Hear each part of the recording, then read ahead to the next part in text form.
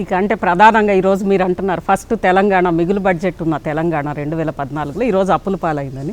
తెలంగాణ తల్లి విగ్రహం చూస్తే కూడా గతంలో బీఆర్ఎస్ హయాంలో కేసీఆర్ గారి ప్రభుత్వం హయాంలో వచ్చిన తెలంగాణ తల్లి తల మీద కిరీటము కొంచెం మొత్తం సిరి సంపదలతో ఉంది. ఈరోజు మీరు దానికి సింబాలిక్గానే అప్పుల పాలైన తెలంగాణకి సింబాలిక్గానే ఈరోజు ఈ విగ్రహాన్ని తీసుకొచ్చారు. అంటే కిరీటం లేదు, కొంచెం మరీ సాధారణ మహిళగా ఉంది కదా. ఇక్కడ ప్రధానంగా నిన్న మొన్న మాజీ మంత్రులు ఎవరైతే ట్విట్టర్ల వేదికగా అనేక చోట్ల మాట్లాడుతున్నారు,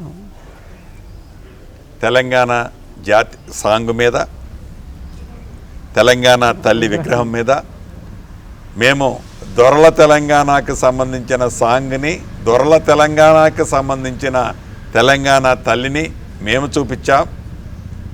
వాటిని పూర్తిగా రూపురేఖలు రేవంత్ రెడ్డి గారి ప్రభుత్వం మార్చింది. మేము అధికారంలోకి రావడంతోనే సాంగుని మారుస్తాం, తెలంగాణ తల్లి విగ్రహాలని మారుస్తాం. చివరికి ఈ దేశం కోసం ప్రాణాలు అర్పించిన కుటుంబంలోని మాజీ ప్రధాని రాజీవ్ గాంధీ గారి విగ్రహాన్ని కూడా తీసేస్తామని అహంకారపూరితంగా కొంతమంది మాజీ మంత్రులు మాట్లాడుతున్నారు. మీ ఛానల్ ద్వారా ఆ అహంకారపూరితమైన దొర పోకడలో నడుస్తున్న వారికి ఒకటే చెప్పదలుచుకున్నాను, ఇది పేదోడి ప్రభుత్వం, ఇది ఇందిరమ్మ రాజ్యం. పగట కళలు మీరు కనకండి.